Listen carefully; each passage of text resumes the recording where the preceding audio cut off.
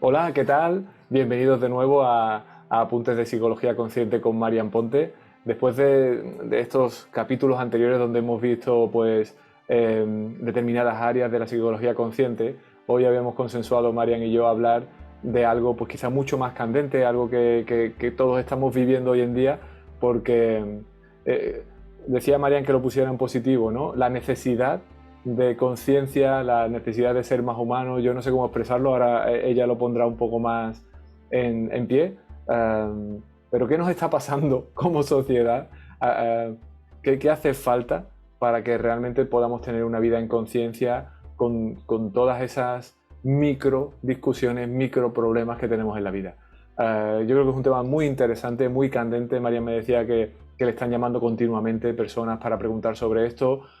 Ella, yo, todos lo vivimos en el día a día, seguro que vosotros también. Así que tenemos aquí a Marian Ponte. Hola, muy buenas de nuevo.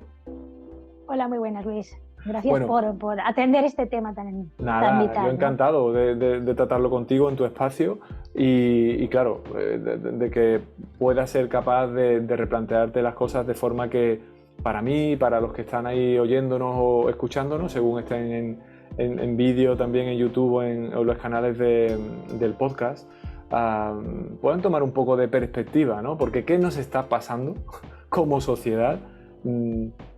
Esta incipiente irritabilidad de todo el mundo, esta incipiente agresividad. ¿Esto qué es, Marian? Mira, aquí es una pregunta bastante importante. A lo largo del tiempo, nosotros como sociedad hemos ido permitiendo poco a poco una pérdida de poder. Ajá. Una pérdida de identidad como el colectivo. Entonces, esto se va gestando a fuego lento. El tema es que es como lo de las ranas, ¿sí? Que tú vas metiendo una rana ahí y no se da cuenta que eso está, ¿no? Calentándose, pero cuando intenta salir está atrapada y se muere, ¿sí? Ya se ha muerto, exacto. Entonces, ¿qué pasa con esto? Que si nosotros como sociedad no nos importa lo del vecino, al final estamos todos facilitando que todos tengamos situaciones adversas, porque lo que le afecta al otro te afecta a ti, y cuando tú vas permitiendo que se vayan haciendo pequeñas brechas, se convierten en grandes crisis a posteriori. Entonces, ¿qué es importante a nivel de sociedad? Que estamos viendo el reflejo de nuestra no actuación y de nuestra negación, de estar absortos en un montón de problemáticas donde no nos paramos, donde tampoco tomamos acción como ciudadanos, no consensuamos y no estamos dirigiendo nuestras vidas. Entonces la gente dice, vale, pero ¿por qué hay esta corrupción? ¿Por qué hay esto? Pues porque a medida que como sociedad no tomamos medidas, van ganando otros ingredientes, que es el aprovechamiento, la insolidaridad. Vale, y eso es algo cosas que es un proceso, por decirlo así, natural de autodestrucción, ¿no? Permíteme decirlo así. ¿O es algo dirigido? ¿Hay un foco que está tratando de generar esto, esa división, esa manipulación, por decirlo así, para que cada uno vaya cada vez más a la suya, sin solidaridad, sin empatía? ¿O es algo natural de un proceso de desorden y de caos que se está marcando? Mira, en todas las sociedades hay intereses. Y siempre han habido grupos que tienen intereses. Esto no es nuevo. Claro. Que han marcado pautas, que han marcado dinámicas, que han marcado economías y que han marcado inicios y resets. ¿De acuerdo? Otra cosa distinta es que hagamos como colectivo y qué grado de conciencia tenemos. Si nosotros estamos en la supervivencia y vivimos desde la supervivencia, el grado de capacidad para mirar con visión se hace mucho más restringido. Si se añaden traumas, si se añaden determinadas violencias estructurales, que las hay, no nos engañemos que la sociedad es esencialmente violenta. Y está muy bien para aquellos que me dicen, no, pero es que tú tienes que mirar que dentro hay una luz. Bueno, sí, a ver, vamos a ver. La luz te la das tú cuando conectas con tu conciencia interna. Eso es. Pero también es cierto que tienes que hacer un gran trabajo tienes que concentrarte en no vivir del mundo exterior, pero también en muchas ocasiones tienes que estar viendo el mundo tal y como funciona. Entonces, el mundo tal y como funciona también implica asumir tu rol y tu papel en tu sitio. Y muchas veces es decir, esto es injusto, no voy a colaborar. Claro, es que yo creo que disculpa que te interrumpa, pero es un tema muy, muy importante, porque pasa mucho cuando las personas se acercan pues hacia la conciencia o hacia la espiritualidad, que es, pero ¿cómo consigo esto dentro de esta sociedad? Porque yo me voy a mi casa, a mi espacio, medito, conecto, tal, salgo, trato de mantener, pero luego todo esto que hay alrededor, ¿cómo me permito vivir, ¿no? En un espacio donde siento que continuamente abusan de mí, por ejemplo, ¿no? Y cómo a eso le doy una respuesta desde esa conciencia que en el fondo no me deje en un lugar muy perjudicado, ¿no? Frente a los demás, ¿no? Por ejemplo, ¿no? O, no sé, ahora se me ocurre el tema de el bullying, ¿no? Este crecimiento del bullying a los adultos, a los jóvenes. ¿Cómo afrontas eso, ¿no? ¿Cómo afrontas eso de una manera individual? Primero, teniendo individuación, pero no individualismo. Teniendo capacidad de entender el amor, ¿sí? Sin egocentrismo. Y entendiendo que si las sociedades no colaboran, todo el tejido social se rompe. Entonces, hay que criar en la empatía. El problema de las sociedades es que no se está facilitando una crianza en empatía. La empatía será la base futura de que una sociedad prospere y que se puedan dar cosas buenas. ¿Qué pasa con todo esto? Que como se cría en la competencia, en la evaluación, en el éxito, y cada vez estamos en una sociedad más narcisista, más de escaparate, más vacía, con menos contenido, y que todos los contenidos son cosas de distraernos y de no atender las necesidades, y de no escuchar, y de no experimentar, y de no sentir, salvo cosas que te enajenan o que te distraen, llega un momento que evidentemente estamos pagando un precio de esta no crianza en empatía, dado que es la garantía de que cada uno puede estar en su sitio y que haya una coordinación, una colaboración. Pero ¿cuánto espacio se le da a esta crianza empática? Realmente muy poco. Hay padres que se encargan más de si tendrá un futuro, si hará una carrera o no, que no digo que eso no tenga que estar, pero en determinados momentos no ponen el énfasis en asegurarme que tendremos otras emociones humanas. Esto por un lado. Entonces, ya parte de una base, ¿sí? Sí, tú eres... Bueno, seguro que las personas que ya te van siguiendo saben, si no lo digo yo, ¿no? Que eres un referente en toda esta parte. De hecho, voy a destripar un poco que está a punto de salir un libro tuyo muy enfocado a los jóvenes, ¿no? Y es verdad que quizás se necesita, pues mientras no se pueda leer ese libro, pero tener unas pautas de qué podemos hacer como padres. Yo soy padre, mi niña todavía es pequeña, y hay una continua lucha entre lo que siento que debo mostrarle y la sensación de que como la guíe por este lado, se la van a comer en la sociedad, ¿no? Y al menos en mi mente siempre está jugando esas dos vertientes de no, empatiza, tranquila, él es más nervioso, tal. Ah, bueno, pero es que luego la dejan siempre la última en la cola y ella dice, perdona que iba yo, y le hacen así, le hacen un gesto, y el niño tiene también 6 años como ella, y esa va a ser la sociedad, y está uno continuamente peleándose internamente sobre si le tiene que decir, oye, no, pégale un empujón, y le dices que vas tú, ¿no? Y claro, eso es totalmente contrario a mí, entonces no sé dónde quiero llegar siquiera, ¿no? Es decir, ¿cómo ves tú esas personas que quieren criar de esa forma que tú dices y que quizá tienen esos problemas que yo tengo, ¿no? O, interiores, de cómo llevarlo a cabo sin pensar que a lo mejor las estamos dejando indefensas frente a una sociedad tan agresiva?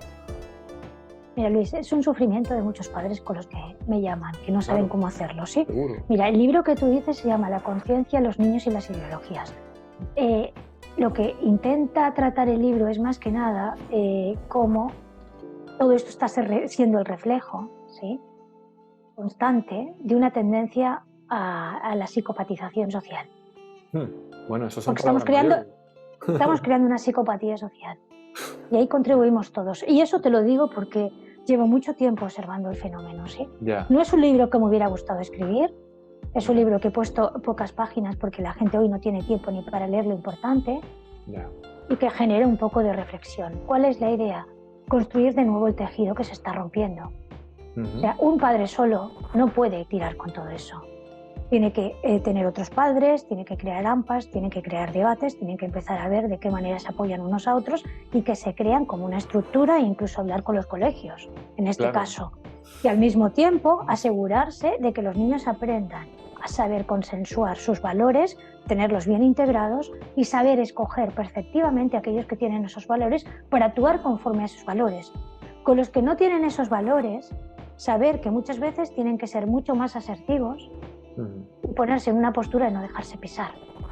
Porque evidentemente en esta convivencia dual ambos polos coexisten y hay muchos intermedios. Claro. Pues no es incompatible que tú eduques a tu hijo en una forma de vida, porque eso le filtrará a personas de esa forma de vida, le ayudará a vivir con esa coherencia y con esa armonía. Y eso es necesario.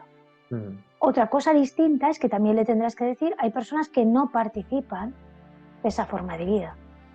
Pues intenta expandir el mundo tu semilla, pero no vayas a tirar semillas en lugares infértiles. Entonces, si tú te encuentras personas así, te vas. O si en un momento determinado te tienes que poner dura, te pones. Y también le enseñas que la protección también forma parte de esta existencia, pero no es incompatible. Es decir, es un tema de saber escoger dónde y hacia dónde y explicarle cómo funciona el mundo. Igual que le puedes explicar a un adolescente cómo funcionan las drogas, porque su cerebro está creciendo y hasta los 21 años muchas cosas no han madurado. Y ahora, ¿qué hacen los jóvenes? Beber sin parar, a ver quién puede más, a ver quién tiene un coma etílico antes y de alguna manera pues las modas de comenzar muy tempranamente y de otra manera. Entonces los padres también se preocupan y dicen, pero si yo lo he criado en valores y ahora ¿quién es este adolescente con el que estoy tratando? Date cuenta que los adolescentes son la diana que muestran que la sociedad ha fracasado en muchos aspectos. No son el problema de los adolescentes, lo estamos viendo como un problema porque ha aumentado el índice de suicidios y es escandaloso y se están medicando por depresión. De hecho está el tema de la depresión, que ya han sacado un fármaco de evaporación nasal para depresiones resistentes que sale en el mercado en breve. Entonces, ¿qué tenemos que hacer como sociedad? Cada uno ponerse en su sitio y buscar cómo volver a la amabilidad, a la cooperación y a no permitir abusos de ningún tipo. Si hay que poner una reclamación, se pone. Si hay que hablar con el colegio como padres, se habla. Si hay que de alguna manera actuar en consecuencia para que los niños entiendan que no merecen faltas de respeto, pero que tampoco tienen que colaborar en ninguna, se buscan los medios de que eso sea así. Y desde ahí, cada uno desde su sitio, irá generando que se vayan dando circunstancias más justas. Pero es cierto que para eso uno tiene que darse cierto tiempo, ver qué está pasando y empezar a ser consistente. Porque los adolescentes necesitan adultos con límites y con consistencia. Y lugares donde se les diga esto sí y esto no. Pero como ahora están entre la tecnología y la falta de tiempo y todo el caos social que se ha producido en estos últimos años, con mucha gente que me está llamando que se ha sentido engañada por todo este tema de cómo han sucedido las cosas estos 2 años, pues eso también ha generado un descontento, se ha dado un aislamiento. Se han generado pautas que no siempre han sido sanos. Muchos adolescentes no han podido tener la sociabilización. Claro. Y hay personas que incluso cuando han vuelto a la fiesta han vuelto al estilo atracón. Sí, desesperados por reconectar con todo eso. Entonces todo esto está ahí reciente. Entonces sí es necesario decir, bueno, a qué cosas no quiero contribuir y comenzar a generar lugares de encuentro que sirvan para plasmar objetivos conscientes. Porque en realidad ahora lo tenemos que hacer en grupos. Ya no puede ir cada uno por su lado. Porque ahora toca tomar medidas urgentes. Las instituciones no van a tomar medidas urgentes. Lo tienen que tomar los ciudadanos. Y entonces mucha gente se queja, pero no está contribuyendo a que las cosas cambien. Sí, que estamos anestesiados, totalmente anestesiados, ¿no? El otro día leía no sé si era Chomsky o alguien que decía que nos han dado un altavoz, pero un altavoz que no mueve nada, porque no estás en la calle, no estás realmente agrupándote, es un altavoz individual en las redes sociales con el que nos sentimos que descargamos y que justo nos quita la fuerza, la rabia para realmente movilizarnos, ¿no? No solo para hablar. Y por desgracia está siendo así. A mí lo que me gusta de tu discurso o de tu manera de comentarlo es que siempre buscas la parte de qué hay que hacer, la parte positiva, porque a mí me es muy, muy sencillo, por más que busco ese estado de conciencia, ¿no? Entrar en la crítica, ¿no? En la crítica, en la frustración, ¿no? del día a día. Y sobre todo cuando hablamos de temas tan globales como esa psicopatía, ¿no? Social. Se siente uno amenazado. Yo, cuando tú dices eso y luego hablas de cooperación, de empatía, de amabilidad, yo digo, qué bueno que tenemos por dónde hacer, pero me cuesta no ver la amenaza y para poder centrarme en eso, ¿no? Mira, Luis, lo que tú dices de perder la fuerza, ¿sí? Sirve para aquellos que se enriquecen, claro, del sufrimiento humano. Claro. Pues tú también tendrás que pensar si quieres contribuir a que otros se enriquezcan a costa de las miserias humanas. Entonces, como sociedad, cuando tenemos un poquito de conciencia, no queremos colaborar en que la miseria humana sea parte de lo que nos demos los unos a los otros. Pues en el momento que tú tomas conciencia y sabes que justamente lo que se pretende es una sociedad con trastornos mentales, porque eso da dinero y porque eso permite que los ciudadanos no puedan rebelarse y que las personas no tengan individuación y tampoco puedan ver un mundo justo, porque cuando te vas suprimiendo de muchos bienestares y vas distrayéndote y vas teniendo más adicciones, claro, porque al final es una sociedad adicta, perdemos el foco. Claro. Y lo que se trata es decir, cojo mi foco y yo mismo empiezo a darme cuenta de qué tengo que retomar en mi interior, vuelvo a coger mi poder interior, vuelvo a centrarme donde quiero centrarme para no seguir dándome motivos para estar más descontento, porque justo en el descontento social es donde hay la manipulación. Porque como uno se evade, uno no quiere pensar y evidentemente afecta al estado de ánimo, porque si tú vas viendo un estado de ánimo poco positivo, también altera el tuyo. Sí, claro, te contamina. Es muy complicado mantener ahí... Vamos a hacerlo de otra manera. Mantengo mi estado de ánimo, facilito lugares donde mi estado de ánimo se mantiene y busco con esos estados de ánimo qué se puede ir haciendo y contribuyendo en la medida desde donde estoy, desde donde parto y desde donde puedo. No me voy a exigir lo que no puedo, pero voy a ocupar mi lugar en el mundo. Sí, y no voy a dejar que el descontento, que sé que es lo que va a hacer que se esparza un ambiente que no contribuye, no voy a permitir que de eso muchos niños paguen el pato, porque son el reflejo de lo que no están haciendo los adultos, de los límites que nos están poniendo y de la cesión de derechos. Y a partir de ahí podemos empezar a buscar qué es lo que queremos. Pero no uno, si uno no tiene fuerza, que se apoye en el grupo. Pues mira, vamos a hacer un manifiesto de lo que queremos, vamos a ver de qué manera podemos ir a la escuela y decir, mira, este tipo de charlas no las queremos. Y queremos este enfoque, porque los padres tenéis mucho que hacer, mucho que decir. Y si vosotros no os implicáis, porque dentro de nada no vais a poder ni controlar el contenido que se den en las escuelas. No, ya no lo controlamos. Pues no tiene sentido. El otro día me explicaban cómo un chico estaba preguntando un tema de sexualidad y drogas, le derivaban a una página, ¿sí? Sí. Que ahí, en esa página, ya se informaría. Pero es que resulta que ese chico no tiene la edad reglamentaria para poder tener Instagram o apps, porque no tiene la edad reglamentaria y hay una edad reglamentaria donde se puede tener y no. Y esas instituciones ni siquiera lo sabían. Y le estaba pareciendo raro que un padre estuviera hablando de eso, porque no saben que cuando tienes menos de 16 años se supone que no tienes que tener determinadas cosas. Yeah. Y además tampoco controlas el contenido como padre de lo que supuestamente están dando, y toda la vida se han controlado los contenidos para asegurarse que tengan una coherencia con los valores que se quieren instalar. Entonces, si vamos delegando y vamos dejando, después nos vemos sumidos en la queja, en el malestar, en la desesperación, en la culpa y el no saber qué era lo ideal o cómo tenía que haber sido. Eso ahora lo podemos hacer con consciencia para que no suceda. Claro. Porque lo que sucede en un momento determinado también es fruto de la falta de consciencia o de la falta de consistencia o de acción. Y en este momento no estamos para no tener acción. Toca ejecutar movimientos. O sea que desde esa acción puede que tú ser dices, tarde. Hay desde esa acción consciente, basándose en esa cooperación, en la amabilidad, en la empatía, en la asertividad, ¿tú ves que hay un camino para ir poco a poco ganándole terreno a esa psicopatía social en la que estamos viviendo? ¿Tú consideras que se puede revertir eso? Si las personas se unen para fines comunes y compartidos y se facilita que se den movimientos y cada uno va sumando, evidentemente que todo es un reflejo de lo que no adquirimos en conciencia. Pues si hay un lado, por ejemplo, el lado de los no derechos, ¿sí? O que tú consideres que son desvalores, ¿de acuerdo?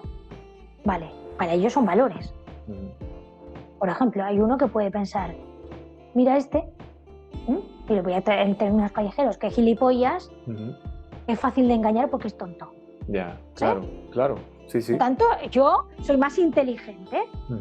Para esa persona eso es un valor. Ya. Pero para otra, eso es algo que atenta al corazón humano. Contravalor. Y al prosperar, ¿sí? Claro. Entonces, ¿qué se trata? Se trata de que, vale, de acuerdo, tú le dices, mira, esto ayudarás al próximo, ¿sí? Igual que te gusta que te ayuden a ti y es un reflejo de ti.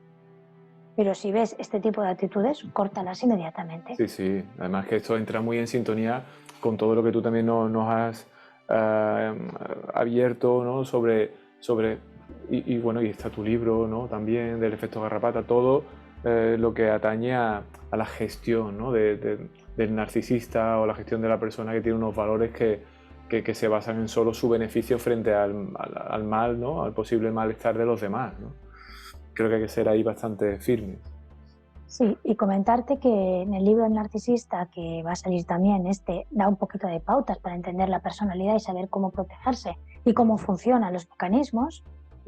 Y dada la petición de algunas personas, he escrito espero que en unos meses pueda estar publicado, que es desde la psicología, ¿sí? Desde la existencia psicológica a la trascendencia. Bueno, María, te permite aportar. No damos abasto, ¿eh? Tienes tanta, de verdad, yo admiro, porque estamos en contacto, trabajamos en el proyecto juntos y cómo puedes ir sacando esos libros. Tendremos que hacer uno de estos capítulos, vamos a hacerlo presentando todos esos libros, porque tenemos que darle un orden, que las personas entiendan los diferentes libros que están saliendo, porque cada uno tiene un ámbito muy concreto con muchas herramientas, y luego incluso uno monográfico de cada uno, ¿no? Porque yo creo que al final estamos hablando de muchos conceptos y hay personas que necesitan que eso se condense en algo que puedan consultar, que puedan trabajar, ¿no? Tocar.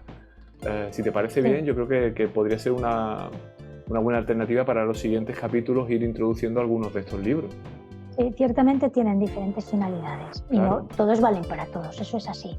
Pero nos vamos a quedar con algo práctico hoy, ¿sí? Muy bien, perfecto. Lo práctico es, atiende tu interior, date espacio para vivir, mira dónde sintonizas, retírate de donde no, busca dónde puedes incidir en que las cosas desde ti sean coherentes para poder facilitar coherencia exterior. Esas situaciones y grupos donde ya funcione la solidaridad como una forma de vida y busca sumar a esas personas que ya están organizadas. Métete en grupos como AMPAS y haz propuestas y de alguna manera céntrate en aquello que quieres que tus hijos vivan, parte de humanizar a una sociedad, teniendo en cuenta que no validen la deshumanización. Si muchas personas van no validando la deshumanización, puede ser que un día uno de esos niños no tenga bullying. Sí, sí, me llega muchísimo, ya sabes, soy padre y aparte de todo me llega muchísimo ese mensaje, porque como sociedad, ya como personas que queremos ser empáticos, ya nos duele, ¿no? Pero cuando encima cada vez lo tienen más cerca, ese riesgo y esas opciones pues duelen mucho más y uno lo ve con mucha más claridad, ¿no? Yo te agradezco ese resumen. Si tú me permites poner algo que a mí me ha llegado mucho de esta conversación, es que hay que trabajar desde la conciencia, con empatía, con amabilidad, pero también hay que saber aplicar la asertividad cuando por estar en ese contexto alguien trata de aprovecharse, ¿no? de nosotros, ¿no? Y hay que, por supuesto, salir de ese entorno dañino, pero salir con asertividad, ¿no? Y eso creo que también a mí me vale como una enseñanza y como algo a transmitir, por ejemplo, a mi hija, ¿no? Cuando me dice, pero papi, si intento y les digo y espero y encima se ríen de mí y tal, ¿qué hago? ¿No? Pues no lo permitas, pues mira, di no. El efecto samurái, que si tienes que dar un tajo, lo das limpio y sin culpa. Eso me ha gustado. Qué bueno. Y bueno, aquí sí que terminamos, ¿eh? Con el efecto samurái terminamos hoy. Hoy no he querido hacer ni una pausa a la mitad porque era muy intensa. Yo creo que era cortar, no daba para cortar, era un continuum de conversación muy interesante. Por eso la he hecho hasta el final. Todo el mundo, yo les recuerdo, por supuesto, que en marianponte.com tienen mucha más información sobre ti, que estás en Instagram, que bueno, que va creciendo mucho, como es normal, porque todo el mundo quiere seguirte los contenidos y tal, y que estamos aquí y que volveremos. Y bueno, y este capítulo, no sé si le llamaremos la necesidad de humanizar la sociedad, no sé cómo le vamos a llamar, pero es uno de los... Pues humana-mente. Humanamente le vamos a llamar, humana-mente. Pues este será el nombre de este capítulo. Muchas gracias por darnos todas esas enseñanzas, todas esas sugerencias, Marian, como siempre, por invitarme a tu espacio. Y nos vemos en la siguiente. Y a todos, pues igual, nos vemos en la siguiente. Un saludo. Hasta luego, Luis. Muchísimas gracias.